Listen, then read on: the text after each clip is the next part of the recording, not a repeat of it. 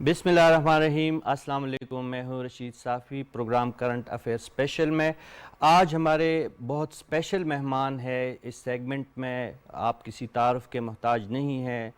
मुहक्किक है, कुरान के तफ़हीमुल कुरान के बहुत बड़े माहिर हैं, तारीख़ के उस्ताद हैं, सियासत के उस्ताद हैं और अफ़गानिस्तान की सियासत में और अफ़गानिस्तान के जिहाद का जब भी ज़िक्र होगा तो उनका नाम ज़रूर शामिल होगा। 30-40 सालों से जद्दोजहद में मसरूफ़ है। इस वक्त भी अफ़गानिस्तान की सियासत का और जिहादी जद्दोजहद का इंतहाई अहम और मोतबर नाम है। इंजीनियर गुलबदीन हिकमतयार साहब आज हमारे साथ नशिस्त में मौजूद होंगे। उनसे हम गुफ्तगू करेंगे, अफ़गानिस्तान की हालात जानने की कोशिश करेंगे। तो मैं इंजीनियर साहब के साथ अपनी गुफ्तगू का आगाज़ करता हूँ। इंजीनियर साहब, आपका बहुत शुक्रिया। ढेर माना मेहरबानी। जी, मैं पूछना चाह रहा हूँ कि जो अफ़गानिस्तान में इस वक्त अबूरी हुकूमत का जो क़याम सामने अमल में आया है, हिज़्ब इस्लामी अपना एक मंशूर और एक तंज़ीम रख रही है। क्या आप हिज़्ब इस्लामी के मंशूर और तंज़ीम ही का यही मुतालबा था जो इस वक्त अबूरी हुकूमत का या तालिबान क़यादत जो चाह रही हैं? मुवाफ़क़त कितनी है अफ़गान तालिबान की सोच में और हिज़्ब इस्लामी की सोच में?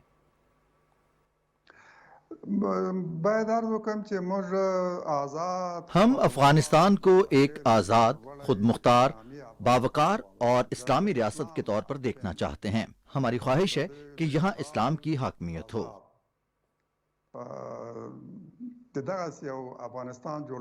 बैरूनी तसल्लुत से अफगानिस्तान आज़ाद हो, ऐसी रियासत के क़याम के लिए हमने 53 साल जद्दोजहद की।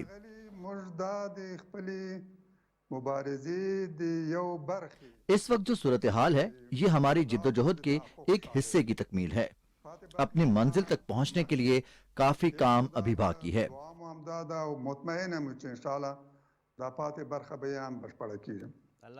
मुझे यकीन और उम्मीद है कि हमारी जिद्दोजहद की तकमील होगी।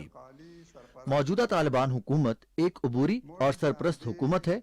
हमने इस हुकूमत की हिमायत की है।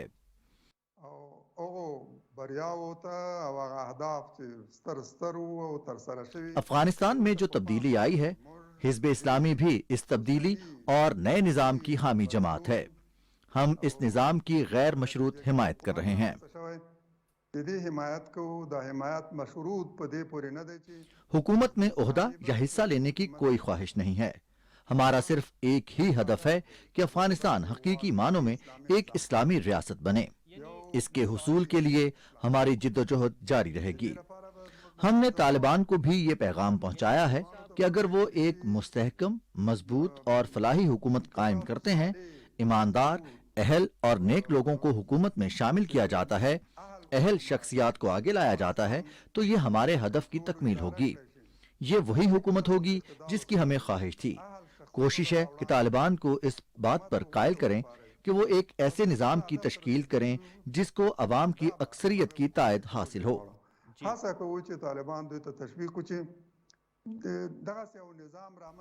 हमारी ख्वाहिश है कि तालिबान अफगानिस्तान को एक खुशहाल इस्लामी रियासत के सांचे में ढाल सकें। जी इंजीनियर साहब, आपसे दूसरा सवाल जो मेरा बनता है कि ये जो मौजूदा अबूरी हुकूमत है, एक तो हमें बताया गया था तालिबान क़यादत की तरफ से कि ये महदूद मुद्दत के लिए 3 माह से ज़ायद हो चुके हैं ये अबूरी हुकूमत को कायम हुए। एक तो हमें ये बताएं कि ये अबूरी हुकूमत आपका सियासी बसीरत क्या कहती है कि कब तक एक मुस्तकिल हुकूमत में तब्दील होगी?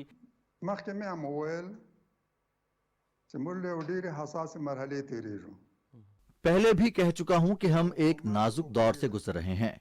मौजूदा हुकूमत अबूरी है। हमें इस मरहले से जल्द निकलकर एक मुनज़्ज़म हुकूमत की तश्कील करना होगी। तालिबान भी कह चुके हैं कि मौजूदा हुकूमत सरपरस्त है। हालात का भी यही तकाजा है कि हम जल्द अज जल्द इस अबूरी मरहले से निकल जाएं और एक मुनज़्ज़म हुकूमत की तश्कील हो। नई हुकूमत ऐसी होनी चाहिए जिस पर अफगानिस्तान में भी कोई उंगली ना उठा सके, कोई ये ना कह सके कि ये एक ग्रुप या एक कबीले की हुकूमत है। नई हुकूमत ऐसी होनी चाहिए जिसको पूरी कौम की हिमायत हासिल हो اور قانونی حکومت ہو جو عوام کی مرضی سے وجود میں آئی ہو۔ افغان قوم کا ہر ایک فرد اس کو اپنی حکومت سمجھے۔ ایک قانونی اور مضبوط حکومت کی تشکیل میں دیر نہیں لگانی چاہیے۔ ہمارا مطالبہ ہے کہ عبوری حکومت کا مرحلہ واقعی عبوری اور مختصر ہو۔ طالبان کو اس حکومت کی مدت کا اعلان کرنا چاہیے۔ یہ شکوک و شبہات ختم ہونے چاہیے۔ افغان قوم اور عالمی برادری کو اطمینان دلانا چاہیے، اور اقوام عالم کا مطالبہ بھی یہی ہے کہ وہ یہی چاہتے ہیں کہ افغانستان میں ایک مستحکم حکومت قائم ہو۔ عبوری مرحلہ حتماً باید عبوری او لنډ وي۔ یہ جو افغان حکومت عبوری حکومت دنیا تسلیم نہیں کر رہی، دنیا کے اپنے دلائل ہے، طالبان کے اپنے دلائل ہے، اور طالبان کے جو حمایتی ہے قوتیں ہیں آپ جیسی، ان کے اپنی دلائل ہے۔ میں جاننا چاہتا ہوں کہ یہ سلسلہ کب تک ایک اچھے انجام تک پہنچ سکتا ہے؟ خدا نخواستہ کوئی ایسے خدشات تو نہیں ہیں کہ مستقلاً دنیا طالبان کی حکومت کو سرے سے تسلیم ہی نہ کرے؟ وہ ممالک جو افغان حکومت کو تسلیم کرنے کے معاملے میں ہیلے بہانوں سے کام لے رہے ہیں اور اس حوالے سے بے جا دلائل دینے کی بھی کوشش کر رہے ہیں، ان ممالک کے مقاصد صاف ظاہر ہیں۔ ہمیں معلوم ہے کہ وہ کیا چاہتے ہیں۔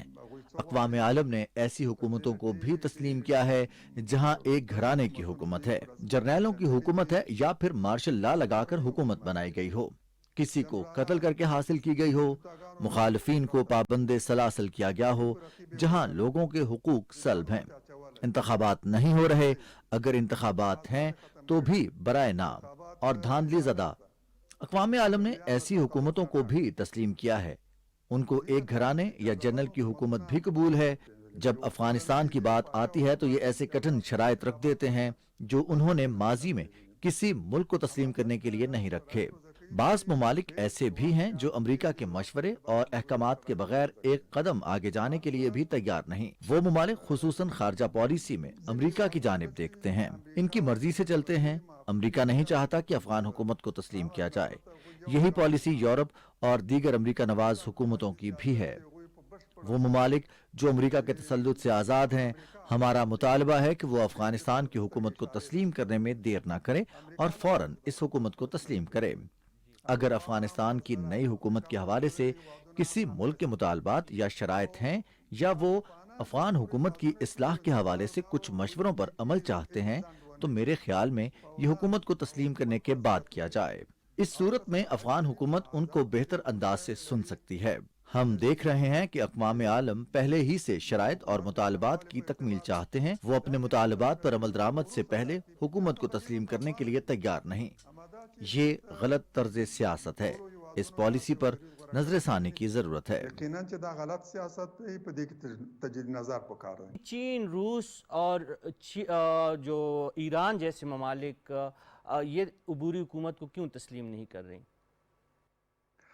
باید عرض وکړم چې اکثر هیوادونه د افغانستان په ارتباط خپل ملاحظات او مشکلات لري۔ افغانستان کے حوالے سے مختلف ممالک کا اپنا اپنا نقطہ نظر اور مشکلات ہیں۔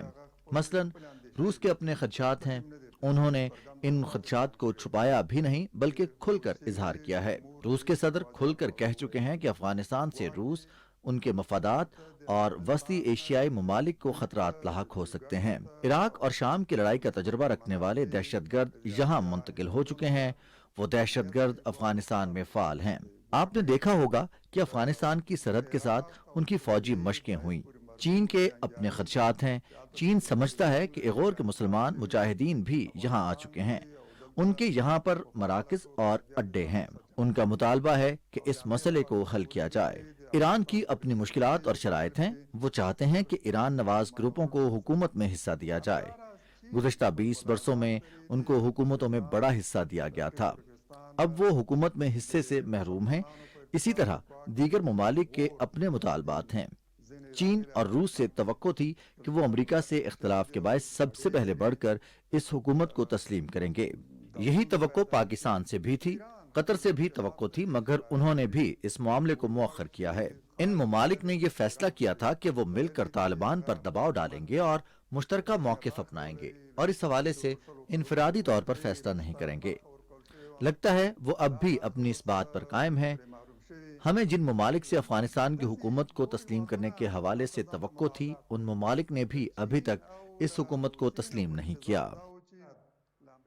دا نوی حکومت په رسمیت پیژندلی و، پیژندلی وی، هغوی هم لا تر اوسه پورې نه دي راوړاندې شوي۔ جی محترم حکمتیار صاحب، جب آپ وزیر اعظم بنے، حالانکہ دنیا جانتی ہے کہ ایک مشاورت اور تمام جہادی قوتوں کی باہمی رضامندی سے آپ کو ذمہ داری سونپی گئی، پھر آپ دہائیوں تک پاکستان کے سپورٹ یا پاکستان کے زیر اثر الزامات کے نیچے رہے ہیں۔ اس وقت طالبان نے بھی ایک طویل جدوجہد کی، آپ نے بھی ایک طویل جدوجہد کی امریکی شکست کے لیے۔ امریکہ شکست کا کہ افغانستان سے جا چکا ہے، لیکن اب طالبان انہی الزامات کے نیچے ہے کہ پاکستان کے زیر اثر ہے، جس طرح آپ پہ الزامات لگے تھے۔ آپ ہمیں اپنی تجربے کی بنیاد پہ ہماری رہنمائی کریں کہ پاکستان پہ اس قسم کے الزامات کیوں لگتے ہیں، اور کیا ایسے الزامات میں کوئی صداقت ہے بھی کہ نہیں؟ د دې الزاماتو لړۍ له هغه مهاله پیل شوې ده چې ان الزامات کا سلسلہ تب سے شروع ہوا جب افغانستان میں روس کے خلاف جہاد کا آغاز ہوا اور پاکستان نے افغان مہاجرین کو پناہ دی۔ 35 لاکھ افغان مہاجرین پاکستان میں مقیم ہوئے۔ پاکستان اس جہاد کی حمایت کر رہا تھا۔ اس جہاد کی صرف پاکستان نے نہیں بلکہ روس کے تمام مخالفین اور دنیا کے بیشتر ممالک نے حمایت کی۔ اس وقت سے روس نے پاکستان کے خلاف پروپیگنڈے کا آغاز کیا۔ روس کے اتحادی ممالک اور روس نواز میڈیا نے بھی مجاہدین کے خلاف یہ پروپیگنڈا شروع کیا کہ وہ پاکستان کے لیے کام کر رہے ہیں۔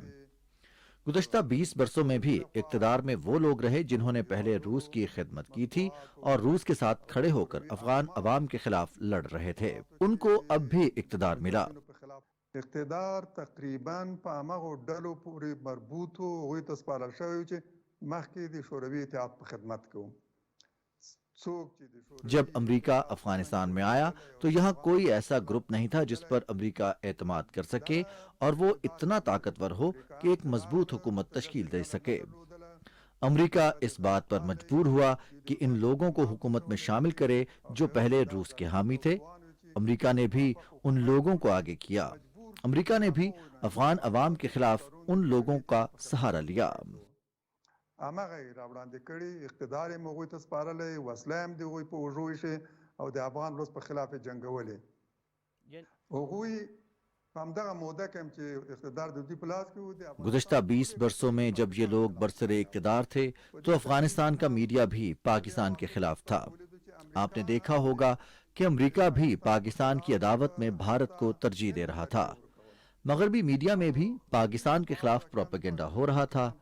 امریکہ کی خواہش تھی کہ افغانستان سے نکلنے کے بعد پاکستان ان کو اڈے فراہم کرے اور پاکستان میں بیٹھ کر افغانستان کو کنٹرول کرے اور یہاں ایک فعال کردار ادا کرے گا۔ پاکستان نے امریکہ کو اڈے دینے سے انکار کر دیا۔ پاکستان کے خلاف پروپیگنڈے کی ایک اہم وجہ یہ بھی ہے۔ پاکستان کے خلاف پروپیگنڈے کا ایک وسیع پس منظر ہے۔ د تبلیغاتو یو لوی وجه دا هم ده چې په دې وروستیو کې لا تشدید شوی ده۔ عامل یې هم دا دی، دا ډېر اوږده سابقه لري۔ ٹھیک، یعنی آپ ان الزامات کی تردید کر رہے ہیں۔ آپ نے ہندوستان کی بات کی۔ ہندوستان ہمیشہ سے پاکستان کا دشمن رہا ہے اور بدقسمتی سے پچھلے دور میں افغانستان ہی کی سرزمین ہمارے خلاف، پاکستان کے خلاف استعمال کی گئی۔ اس وقت بھی میں آپ سے 2 موضوعات پہ پھر آپ کو کافی ٹائم میں نے لیا۔ یہ جو ہندوستان کا کردار منفی رہا ہے پاکستان کی نقطہ نظر سے، مستقبل میں کیا ہم یہ توقع کر سکتے ہیں کہ ہندوستان کا منفی کردار یا افغانستان کی سرزمین پاکستان کے خلاف ہونے کا جو ایک طرز عمل تھا اس کا خاتمہ ہوگا؟ اور دوسرا جو پاکستان کی سلامتی کے لیے ایک بڑا خطرہ جسے پاکستانی سیکیورٹی ایجنسیز تصور کر رہی ہے، ٹی ٹی پی کا، جو تحریک طالبان پاکستان کا خطرہ ہے، ان 2 خطرات کے حوالے سے آپ کی رائے جاننا چاہوں گا۔ باید عرض وکړم چې هند هم د طالبانو حکومت داسې ګڼي چې ګواکې بھارت طالبان کے اقتدار کو پاکستان کی جیت سمجھ رہا ہے۔ بھارت غنی حکومت کا بڑا شراکت دار تھا، ان کا بڑا حامی تھا۔ بھارت اشرف غنی کے فرار کے آخری دن تک ان کی حمایت کرتا رہا اور وہ کابل حکومت کی پشت پر کھڑا تھا۔ امریکہ بھی افغانستان کی سرزمین پاکستان کے خلاف استعمال کرنے کے لیے بھارت کی بھرپور مدد کر رہا تھا۔ بھارت سمجھ رہا ہے کہ طالبان کا برسر اقتدار آنا امریکہ کے ساتھ ان کی بھی ناکامی ہے اور انہیں ایک شرمناک شکست ہوئی ہے۔ بھارت اب بھی طالبان حکومت کے مخالف گروہوں کو سپورٹ کر رہا ہے۔ بھارت طالبان مخالف گروپوں کا اب بھی بڑا حامی ہے۔ آخر میں جب امریکہ بھی اشرف غنی کی حمایت سے دستبردار ہوا، اس وقت بھی بھارت اس کی مدد کر رہا تھا۔ وہ غنی حکومت کو اسلحہ بھی دے رہا تھا اور دیگر شعبوں میں بھی مدد فراہم کر رہا تھا۔ اقتصادی طور پر بھی ان کی مدد کر رہا تھا۔ پاکستان چاہتا ہے کہ بھارت افغانستان کی سرزمین کو ہمارے خلاف استعمال نہ کرے۔ پاکستان کا موقف ہے کہ اس کے علاوہ ہمارا کوئی دوسرا مطالبہ نہیں۔ دنیا کو بھی صرف یہی مطالبہ کرنا چاہیے کہ افغانستان کی سرزمین کسی کے خلاف استعمال نہیں ہوگی۔ ہم بھی یہ یقین دلانے کے لیے تیار ہیں کہ افغانستان تمام ممالک سے اچھے تعلقات قائم کرنا چاہتا ہے، نہیں چاہتے کہ دشمن ممالک اپنی جنگیں افغان سرزمین پر لڑیں۔ یہ 40 سالہ جنگ کافی تھی۔ ہمیں ایک تباہ حال افغانستان ورثے میں ملا ہے۔ یہاں امن کا قیام ہماری ضرورت ہے۔ ہمیں افغانستان کی تعمیر نو کے لیے وقت درکار ہے۔ قطعاً نہیں چاہتے کہ دشمن ممالک اپنی جنگیں یہاں منتقل کریں۔ قطعاً نہ غواړو چې رقیب هیوادونه د خپل جنگ افغانستان ته انتقال کړي۔ ٹی ٹی پی کے حوالے سے سر آپ بتائیے گا، ٹی ٹی پی کے حوالے سے جو خطرہ ہے پاکستان کو؟ وار وار دا خبره څرګنده کړې چې نه غواړي د افغانستان خاور۔ طالبان نے یقین دہانی کرائی ہے کہ وہ بارہا اس بات کا اظہار کر چکے ہیں کہ افغان سرزمین کسی کے خلاف استعمال نہیں ہوگی۔ طالبان کی اس بات پر یقین کرنا ہوگا۔ اگر کوئی مشکل پیش آتی ہے تو وہ کابل انتظامیہ کے ساتھ مل بیٹھ کر حل کیا جائے۔ افغانستان کو امن میں رہنے دیا جانا چاہیے، کسی کے خلاف جنگ نہیں کرنی چاہیے۔ د امن فضا کې پاتې شي او په هیڅ جنگ کې شکیل نه وي۔ جو داعش کا مسئلہ ہے، طالبان کی قیادت سے بار بار ہماری بات ہو رہی ہے، ان کو تنظیم کی سطح پہ خطرہ تصور نہیں کر رہے، لیکن آپ نے دیکھا قندوز میں کیا ہوا، کابل میں کیا ہوا، ننگرہار میں آئے روز جو واقعات ہو رہے ہیں۔ داعش کی موجودگی واضح ہے، کتنا بڑا خطرہ ہے۔ اور اس سے جڑا ہوا دوسرا سوال، جو مزاحمتی قوتیں ہیں، جو احمد شاہ مسعود کے بیٹے ہیں ان کی قیادت میں، یا امر اللہ صالح کے جیسے لوگ جو ہے، جو نہیں چاہتے، جو آپ لوگوں کا ایجنڈا ہے افغانستان میں استحکام امن کی، یہ دو خطرات جو ہے، مزاحمتی قوتیں اور داعش کی قوت جو ہے، یہ کتنے بڑے خطرات ہیں آنے والے دنوں میں افغانستان کی سرزمین کے لیے؟ د داعش موضوع اکثراً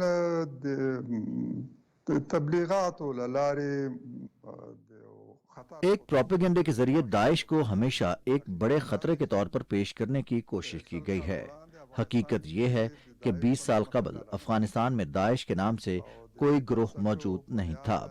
اس تنظیم کی بنیاد بھی عراق میں رکھی گئی ہے۔ فکری اور مذہبی طور پر وہ افغانستان میں وجود نہیں رکھتی۔ یہ کوئی بڑی طاقت یا خطرہ نہیں۔ بعض ممالک داعش کو ایک بہانے کے طور پر استعمال کر رہے ہیں۔ افغانستان پر غیر ملکی تسلط کے بعد یہ تنظیم ابھری ہے۔ امید ہے اگر بیرونی طاقتیں داعش کی مدد نہ کریں، اس کو ایک ہتھیار کے طور پر استعمال کرنے کی کوشش نہ کریں، ان کے نام پر کارروائیاں نہ کریں، اکثر انٹیلیجنس ادارے ان کا نام استعمال کر کے کارروائیاں کرتے ہیں۔ جو طاقتیں افغانستان میں امن اور صلح نہیں چاہتے، وہ ممالک جن کے مفادات جنگ سے وابستہ ہیں، وہ طاقتیں کارروائیاں کرتے ہیں۔ وہ مذہبی منافرت پھیلانے کی کوشش کرتے ہیں، سنی شیعہ کو لڑانے کی کوشش کرتے ہیں، حنفی اور سلفی کو لڑانے کی سازشیں کرتے ہیں۔ داعش کے نام سے کارروائیاں وہ کرتے ہیں، وہ اپنے خون آلود ہاتھ داعش کے دامن پر صاف کرنے کی کوشش کرتے ہیں۔ حقیقت یہی ہے کہ داعش نہ کوئی بڑا خطرہ ہے، نہ کوئی بڑی قوت جس کے دل میں ذرہ بھر بھی ایمان ہو۔ وہ کبھی مسجد میں دھماکہ نہیں کرے گا۔ یہ کام ان لوگوں کا ہے جو نہ اللہ کے ماننے والے ہیں، نہ رسول صلی اللہ علیہ وآلہ وسلم کے، اور نہ قرآن کو۔ یہ وہ لوگ ہیں جو سرے سے مسلمان ہی نہیں۔ میرا ایمان ہے کہ مسلمان ایسے کام نہیں کر سکتے۔ زه باور لرم چې د چا په زړه کې یو ذره ایمان امي، هغه به هیڅ کله دا جرأت ونه کړي چې لاړ ته په یو جماعت کې چاودنه وکړي. جی جو مزاحمتی قوتوں کا جو خطرہ ہے اس پہ مختصراً اگر بتا سکیں سر. ناټو مجموع کې په راس کې امریکا نیٹو اور امریکہ سمیت وہ ممالک جنہوں نے افغانستان کی جنگ میں حصہ لیا اور ناکام ہوئے اپنے اہداف کے حصول میں ناکام رہے. افغانستان سے شرمندہ اور ناکام ہو کر نکلے. وہ اب انتقام چاہتے ہیں, ایک نئی جنگ کی تیاری کر رہے ہیں.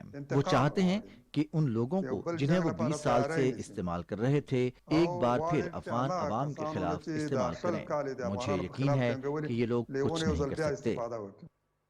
او خو زه مطمئن یم چې هغوی هیڅ نشي کولی. جی جدیت کې جی ونشو توانېدلی څه وکړي. یہ لوگ امتحان میں فیل ہو چکے ہیں. ہارے ہوئے لوگوں کو دوبارہ جنگ میں اتارنا ایک اور ناکام تجربہ ہوگا. ٹھیک ٹھیک. افغان ولس له مخکني حکومت نه کرکه ونفرت. افغان عوام ماضی کی حکومتوں سے نفرت کرتے ہیں. افغان عوام ان لوگوں اور گروہوں سے شدید نفرت کرتے ہیں جنہوں نے نیٹو اور امریکہ کی مدد کی. کرکه ونفرت لري. اس وقت آپ جانتے ہیں کہ پاکستان مقبوضہ کشمیر کے مسلمانوں کے ساتھ اظہار یکجہتی کے لیے یہ پورا ہفتہ منایا جا رہا ہے پاکستان میں. اس حوالے سے حزب اسلامی اور آپ کا موقف کیا ہے؟ موږ دعا کوو څه چې په کشمیر کې روان دي وینه تویږي. مقبوضہ جموں و کشمیر میں خون بہہ رہا ہے, مظالم ہو رہے ہیں, آزادی کے پروانوں سے جیل بھرے پڑے ہیں. چاہتے ہیں کہ یہ سلسلہ بند ہو. د کشمیریانو د خوښې حل رامنځته شي. کشمیری مسلمانوں کی امنگوں کے مطابق مسئلہ حل کیا جانا چاہیے. ستونزې ګاللې دي. 43 کاله کېږي چې هغوی د جنگ په اور کې سوځي. افغان قوم نے جنگ کی سختیاں جھیلی ہیں. گزشتہ کئی دہائیوں سے وہ جنگ کی آگ میں جل رہے ہیں. افغان قوم ان لوگوں کے درد کو بہتر انداز میں محسوس کر سکتی ہے جو آزادی کے لیے لڑ رہے ہیں. ہماری دعا ہے کہ مسئلہ کشمیر کا حل نکلے. او جګړه پای ته ورسیږي. نړۍ غوښتنو ته درناوی وکړي. کشمیریوں کی خواہشات کا احترام لازمی ہے. جموں و کشمیر سے متعلق اقوام متحدہ کی قراردادوں پر عمل کیا جائے. په پام سره چې بس اشغال دوام نه لري. زور په چا باندې حکومتونه تسلط دائمی طور پر قائم نہیں رہ سکتا. جبر سے حکومتیں کرنے کا دور گزر چکا ہے. تمکین وشي. یعنی حزب اسلامی کشمیری مسلمانوں کی جدوجہد کی حمایت کرتی ہے. بہت شکریہ انجینئر گلبدین صاحب, آپ نے بیماری اور علالت اور انتہائی مصروفیت کے باوجود ہمیں وقت دیا.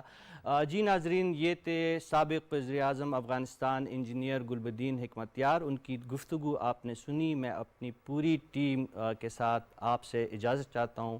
اللہ نگہبان.